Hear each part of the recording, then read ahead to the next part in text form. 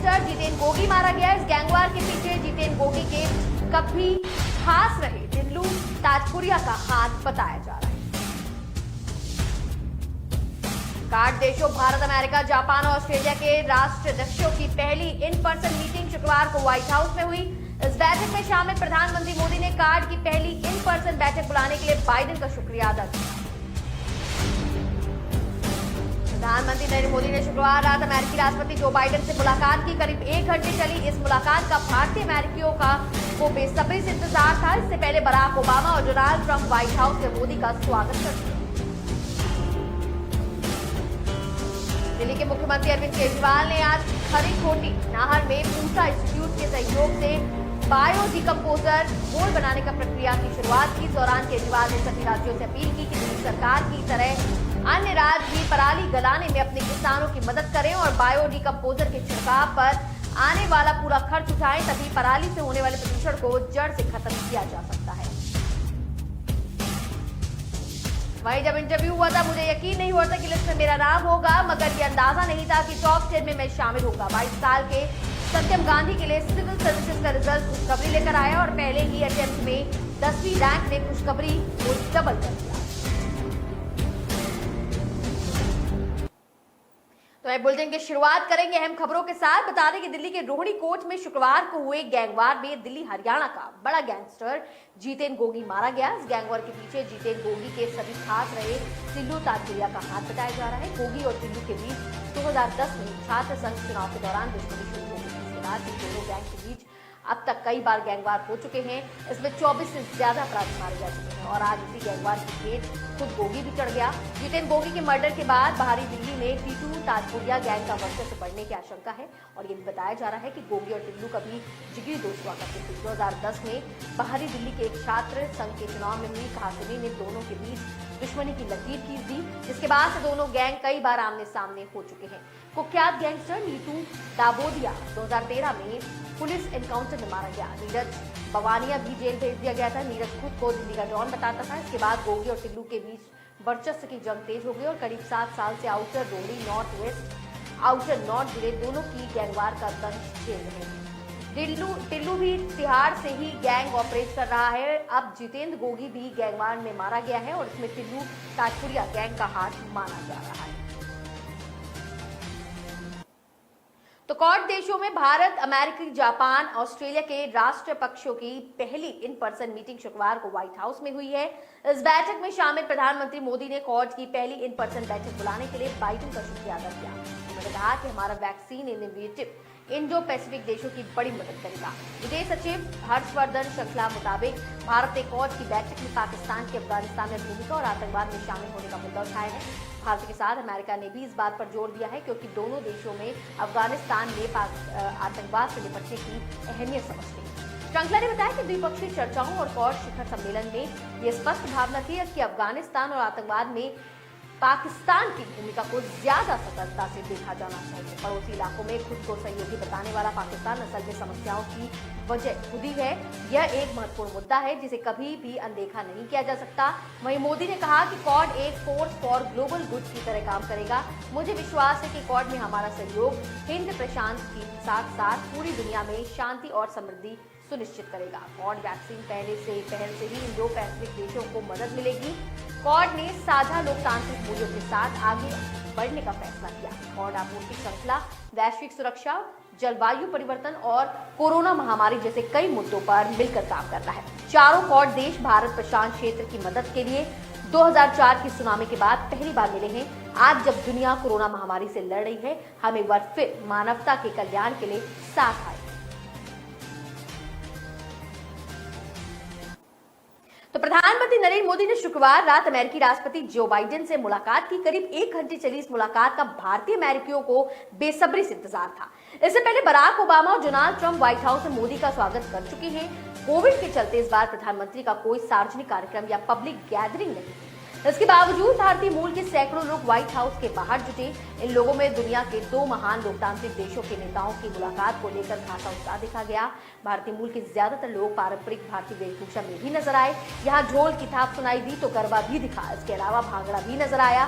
कुल मिलाकर उत्सव का माहौल था। लोगों का कहना था कि अगर कोविड संबंधी दिक्कतें नहीं होती तो प्रधानमंत्री उनसे मुलाकात करने जरूर आते। मोदी के लगभग हर अमेरिकी दौरे में उनका सार्वजनिक भाषण जरूर होता आया था।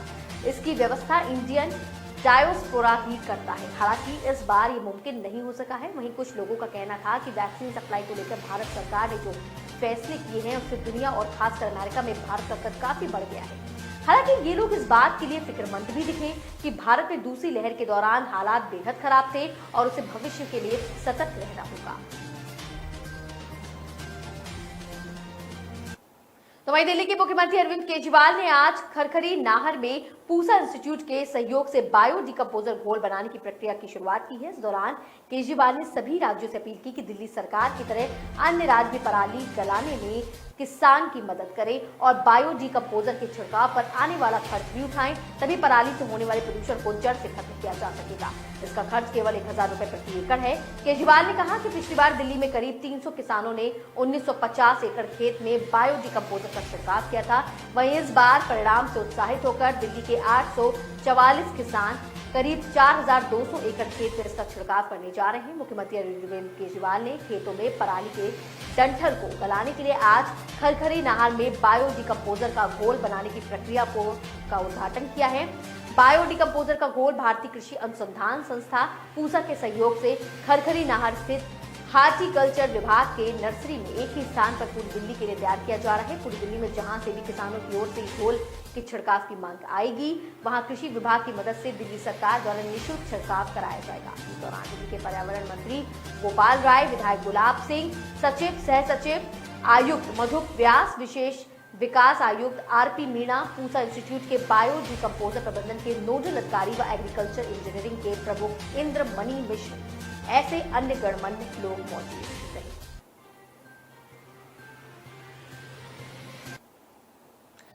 तो आपको बता दें कि जब इंटरव्यू हुआ था, ऐसा कह रहा है डीयू के स्टूडेंट का कि जब इंटरव्यू हुआ था मुझे यकीन नहीं हो रहा था कि लिस्ट में मेरा नाम होगा, मगर यह अंदाजा नहीं था कि टॉप 10 में मैं शामिल होऊंगा।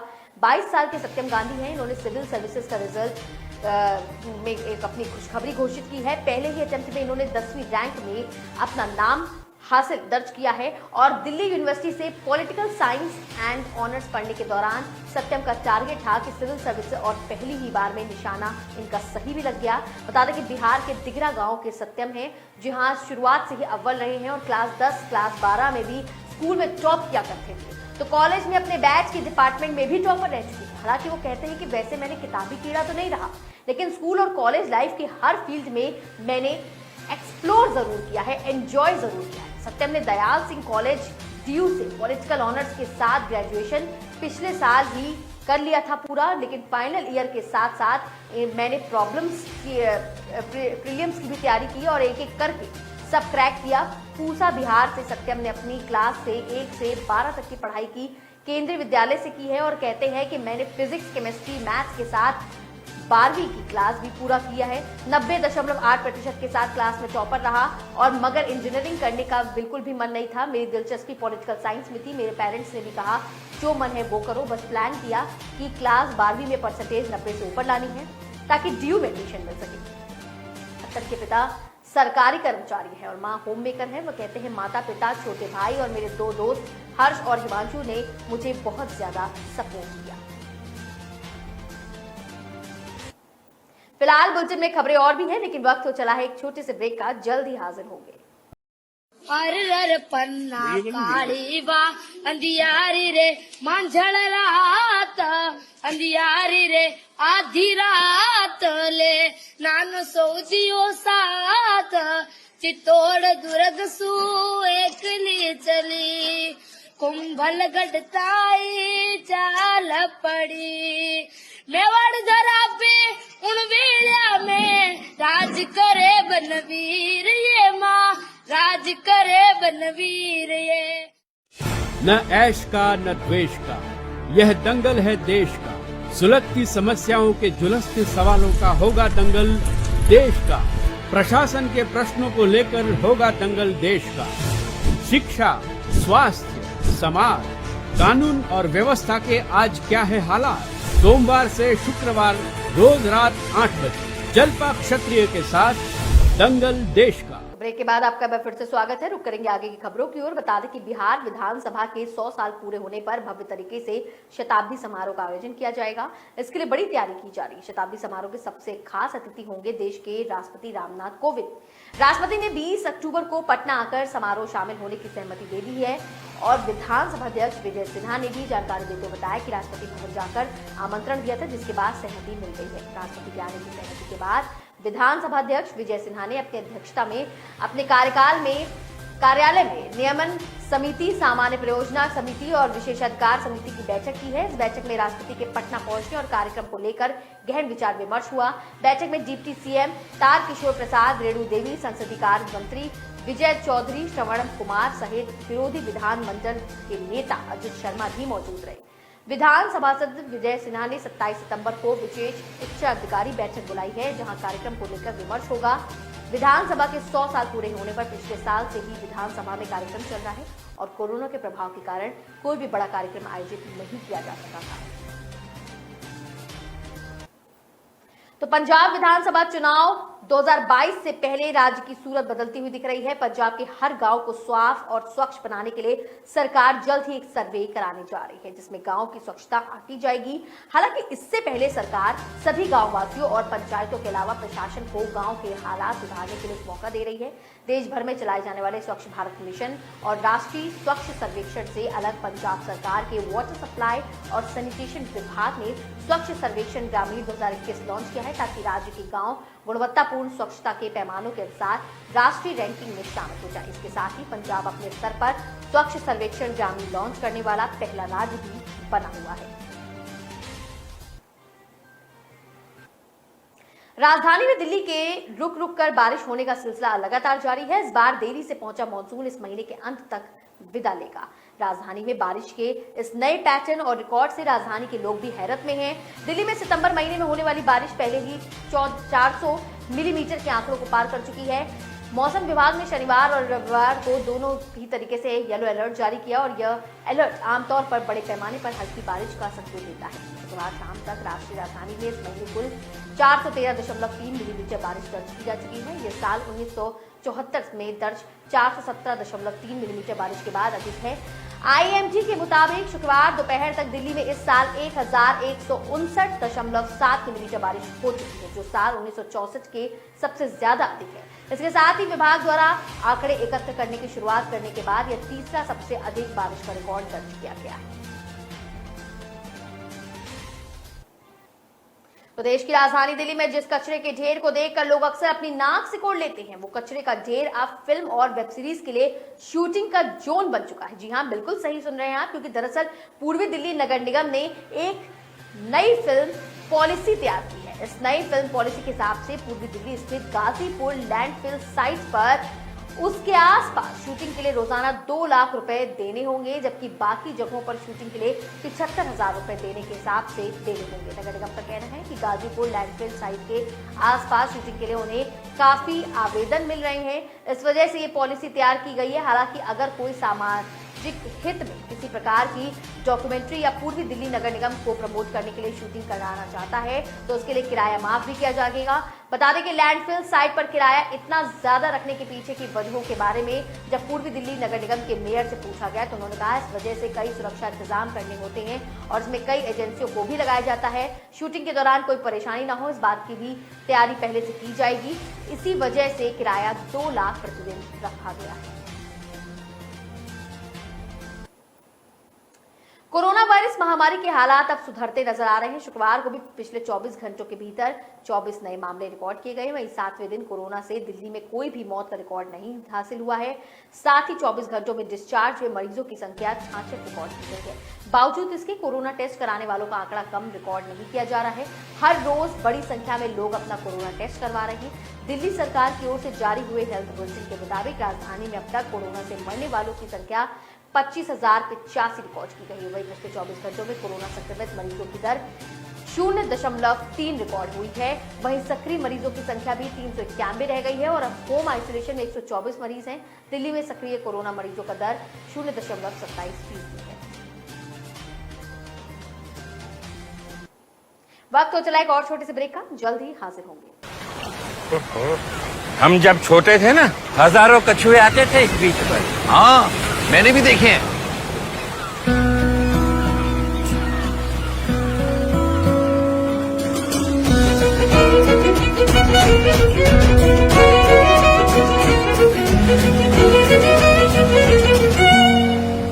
क्या कर रहे हो बेटा? कछुओं के लिए जगह बना रही हूँ ताकि वो दोबारा वापस आ सके। मुझे भी तो देखना है कछुए।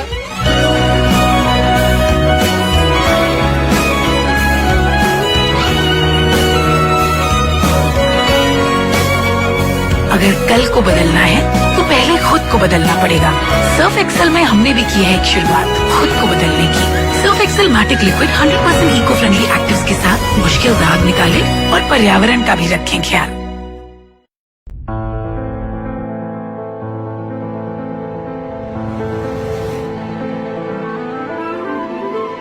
As you bite in, the soft chocolate shell cracks open to let creamy, velvety mousse flow.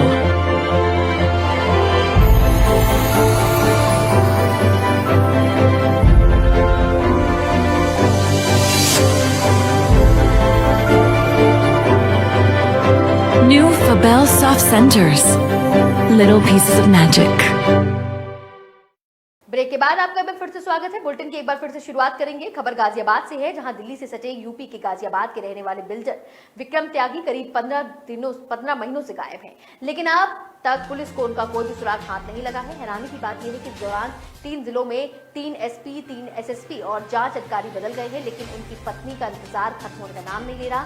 जबकि त्यागी ने अपनी पत्नी से फोन पर कहा था कि वो 5 मिनट में घर पहुंच रहे हैं। यह घटना पिछले साल 26 जून को घटी थी। इस मामले में पुलिस ने त्यागी की सूचना देने वाले 25 के लिए भी 50,000 रुपए का इनाम घोषित कर रखा है। बता दें कि विक्रम त्यागी गाजियाबाद के रामनगर एक्सटेंशन में अपनी पत्नी, 12 साल के बेटे और 8 साल की बेटी के साथ रहते थे।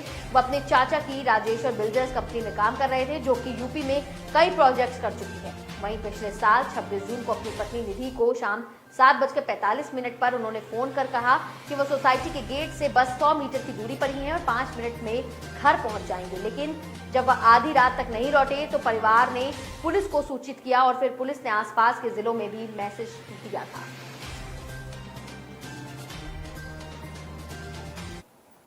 जयपुर के चाकसू में शनिवार सुबह NH-12 पे निमोडिया मोड़ पर ट्रक और वैन की भिड़ंत में 6 लोगों की मौत हो गई। हादसे में 5 लोग घायल हुए। घायलों को चाकू से सैटेलाइट अस्पताल में भेजा गया।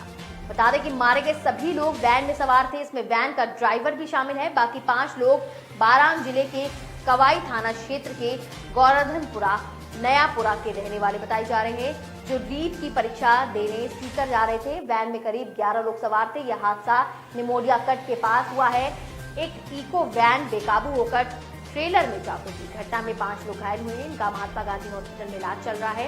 एक परीक्षार्थी की हालत बेहद गंभीर बताई जा रही है, जिसे जयपुर रेफर किया गया है। बाकी 2 घायलों का चाकसू हॉस्पिटल में और 2 का महात्मा गांधी हॉस्पिटल में इलाज चल रहा है। तो केंद्रीय कृषि कानूनों को बाईपास करने के लिए राजस्थान सरकार को पारित 3 कृषि बिलों पर 10 महीने से काम आगे नहीं बढ़ रहा है। तीनों कृषि बिल्स को राज्यपाल ने रोक रखा है। केंद्रीय कानूनों में संशोधन का क्षेत्राधिकार नहीं होने का हवाला देने पर इन बिलों को रोका गया है। राज्यपाल की अनुमति के बिना आगे इन बिलों के प्रावधान लागू नहीं हो सकते हैं और इस मामले में कांग्रेस और बीजेपी के बीच सियासी विवाद शुरू हो गया है। गहलोत सरकार ने 3 केंद्रीय कृषि कानून के प्रावधानों को प्रवेश में लाने के लिए लागू करने की घोषणा की थी। इसके बाद पिछले साल 31 अक्टूबर को विधानसभा में रखा और 2 नवंबर को बहस के बीच पारित करवाया गया। जब ये बिल राज्यपाल के पास भेजे गए तो इन्हें रोक लिया गया। पिछले साल से ये बिल राजभवन में ही है। राज्य सरकार ने कृषक उपज व्यापार और वाणिज्य यानी संवर्धन और सरलीकरण राजस्थान संशोधन विधेयक 2020, कृषक सशक्तिकरण और संरक्षण, कीमत आश्वासन और कृषि सेवा पर करार राजस्थान संशोधन विधेयक 2020 और आवश्यक वस्तु हेतु विधेयक 2020 के पारित किए थे। गुड़गांव की सेलिब्रिटी आशना धानुका जल्द ही अपने नए शो जिंदगी रोलोडेट में नजर आएंगी। बता दें कि इसके साथ ही कई अपकमिंग कॉर्पोरेट और चैट शोज में भी देखने को मिल जाएंगी। इस दौरान आशना ने कहा कि वैसे तो दर्शकों के लिए चैट शो की कोई कमी नहीं है, मगर इन दिनों इंटरनेट पर एक ऐसे नायाब चैट शो की चर्चा हो रही है जो कि सबसे हटकर है। आशना ने बताया कि जिंदगी रीलोडेड में वो एक होस्ट के तौर पर नजर आने वाली है। इसमें मशहूर कॉमेडियन कृष्णा अभिषेक और अली असगर, पवित्रा पुनिया, एजाज खान, राइमा सेन और सुधांशु पांडे जैसे जाने माने कलाकार हैं, जिससे कि दर्शकों को एंटरटेनमेंट के लिए कुछ भी सीखने को बहुत कुछ खास मिल सकता है।